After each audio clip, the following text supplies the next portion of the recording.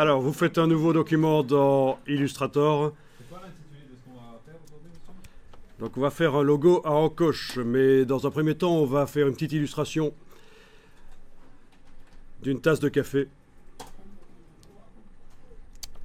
Donc, vous prenez le rectangle et vous tracez un rectangle.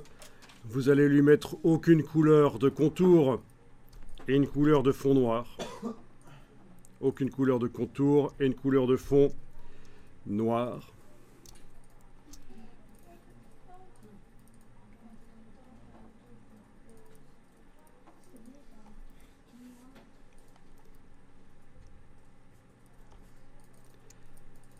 Alors, dans la dernière version de Illustrator, il y a le widget d'angle.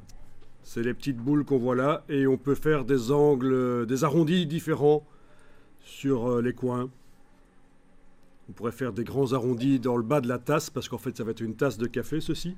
Dans le bas de la tasse de café, vu de profil, on va pouvoir faire des grands arrondis, et sur le dessus des plus petits arrondis, voire même pas du tout d'arrondis. Bon, c'est un peu plus compliqué avec Illustrator C6, donc j'oublie que j'ai le widget qui permet de faire des angles dynamiques différents, donc je vais le remasquer. Vous vous souvenez que j'avais masqué ça,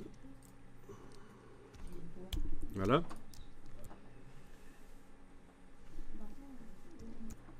Donc le widget masquer l'angle, vous ne l'avez pas, vous êtes dans C6, il est apparu seulement avec la version CST 2015. Moi je l'ai. Il me permettrait de faire facilement le logo, mais je ne vais pas l'utiliser parce que vous ne l'avez pas. On va donc faire une autre méthode plus ancienne. Une manière de faire plus ancienne.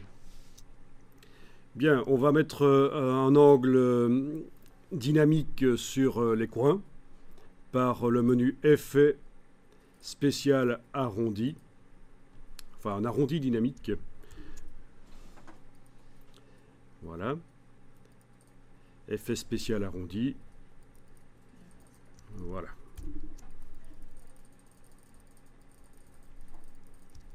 Donc une fois que j'ai cliqué sur OK, évidemment pour modifier c'est par la palette aspect, menu fenêtre aspect, et l'effet d'arrondi apparaît là